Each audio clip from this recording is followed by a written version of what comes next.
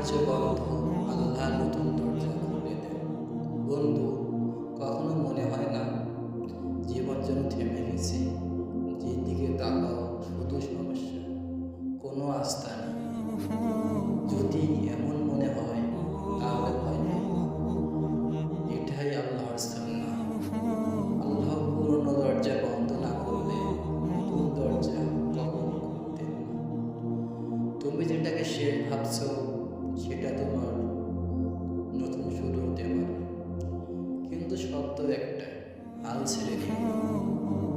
তুমি একবার নয়, হাজারবার ভেঙে পড়তে পারো, কিন্তু আল্লাহ তোমাকে হাজার বাড়ি উঠিয়ে দেওয়ার ক্ষমতা রাখে। তুমি শুধু আশা ধরে রাখো, আল্লাহর রহমত তোমার কল্পনা থেকেও বড়। বন্ধু, তুমি